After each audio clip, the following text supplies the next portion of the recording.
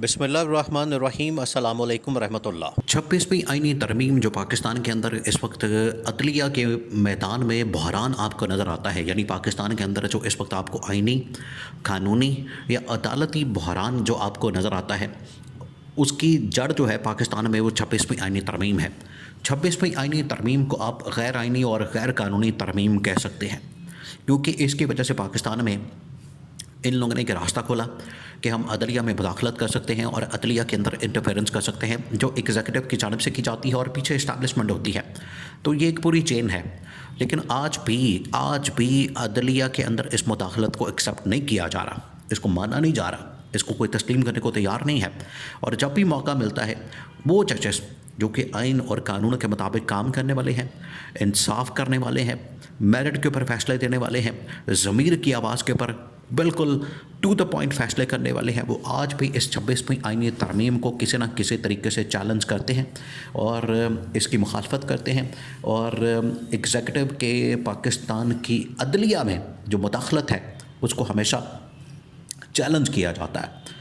इसमें supreme court Pakistan के अंदर भी तकरीबन कुछ 4-5 जजेस हैं, जिसमें जस्टिस मंसूर अली शाह है, जस्टिस मुनीब अख्तर हैं, जस्टिस अतर मनीला हैं। इसी तरह से इस्लामाबाद हाई कोर्ट के अंदर इस्लामाबाद हाई कोर्ट में justice Babar Sattar, justice Mohsin Akhtar Kiyani, justice Ejaz Ishaq, justice Saman Rafat Imtiaz, justice Tariq Mahmood Jahangiri. तो इस तरह से बहुत लंबी लिस्ट है, जहाँ पर एक तरफ आपको पाकिस्तान में PCO जजेस नज़र आते हैं, एक तरफ वो जजेस नज़र आते हैं जो कॉम्प्रोमाइज़ हो जाते हैं, कॉम्प्रोमाइज़ कर लेते हैं, उनको माल दौलत की जो चमक होती है वो ले बैठती है, वहाँ पर वो बिल्कुल फिसल जाते हैं, लेट जाते हैं, या फिर उनको ओहदे ऑफ़र किए जाते हैं, वहाँ पर वो फिसल जाते हैं। लेकिन आइन और कानून के मुताबिक अब उसमें एक और नाम शामिल हुआ है जिसका नाम है सरदार एजाज इसहाक खान। इस्लामाबाद हाई कोर्ट के बड़े तबंग किस्म के जज हैं, उनके सामने असल में आया है इमरान खान का एक केस, और उस केस के अंदर इस जज की जानिब से जो रिमार्क्स दिए गए, जो बातें की गई, वो बड़ी हैरान कुन किस्म की। और उसने बता दिया कि पाकिस्तान में आज भी आइन और कानून के मुताबिक फ़ैसला करने वाले जजेस मौजूद हैं। असल में मामला ये है कि ये 26वीं आईनी तरमीम से एक रास्ता खोला गया अदलिया के अंदर मुदाखलत का।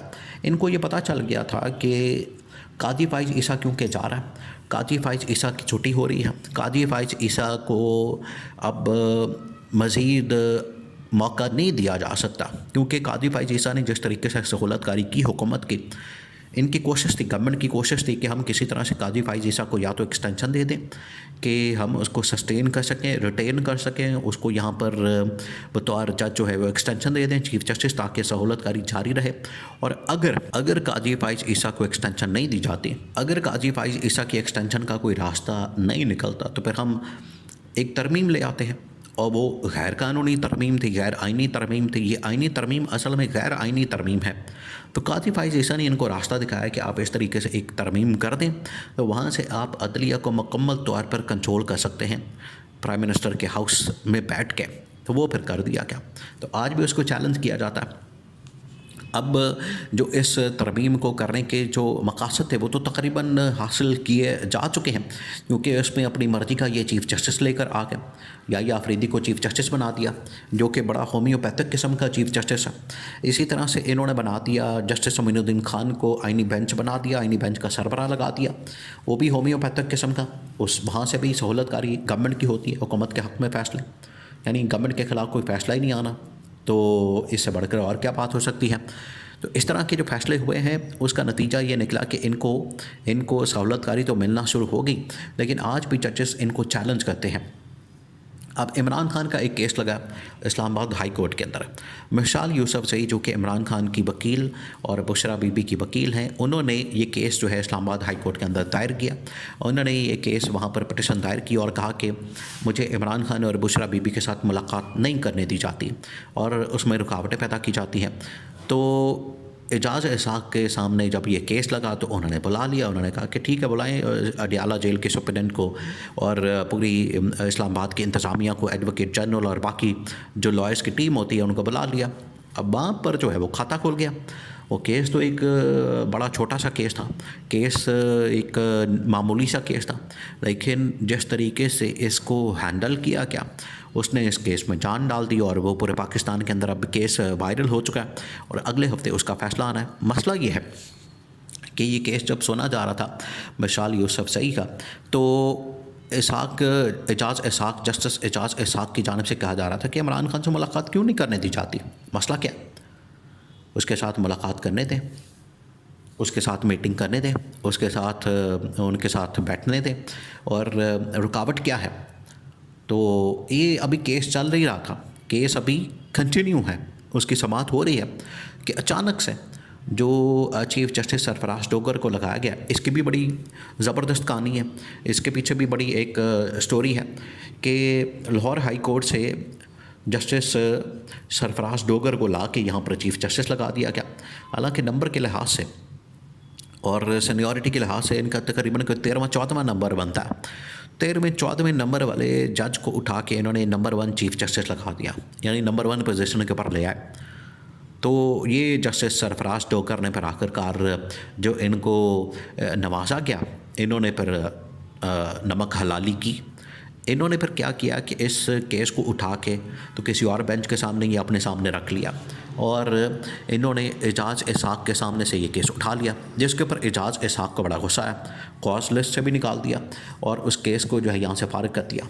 तो जब अगले दिन ये बैठे, अब ये जुमेरात को केस लगा, तो जुमेरात को फिर जस्टिस एजाज इसाक ने बड़े इसमें शोला बयानी की। उन्होंने बड़े गुस्से में आ गए, उसके ऊपर बड़ी बरहमी का इज़हार किया, शदीद आग बगोला हो गया कि ये किस किस्म के आप काम कर रहे हैं। फिर उन्होंने फिर 3-4 रिमार्क्स दिए जो पूरे पाकिस्तान के अंदर वायरल हो गए। उन्होंने कहा कि इस वक्त पाकिस्तान के अंदर बरबरियत और फस्तायत का आलम ये है, और ये अदलिया के अंदर फस्तायत और बरबरियत कि मुझे पता ही नहीं है, मेरा केस उठा के किसी और जगह ले गए, ये तो गैर आइनी और गैर कानूनी काम है। उन्होंने कहा कि अगर ये लो लेवल की कोई जुडिशरी होती, मैं वहाँ पर उस जज के ख़िलाफ़ तौहीन अदालत की कार्रवाई शुरू कर देता, लेकिन क्योंकि ये बंदा हमारा कुलीग है जस्टिस सरफराज डोगर, मैं इसलिए लिहाज कर रहा हूँ, मैं इसके ख़िलाफ़ कोई कार्रवाई नहीं कर रहा। फिर उन्होंने कहा कि ये इमरान खान का मसला नहीं है। देखिए, अब उन्होंने बड़ी अहम तरीन बात की और गवर्नमेंट को, इस्टेब्लिशमेंट को पैगाम दिया। उन्होंने कहा ये इमरान खान का मसला नहीं है, ये आइन और कानून का मसला है, आइन और कानून का मामला है। आइन और कानून के मुताबिक चीज़ों को डील करने दे, होने दे।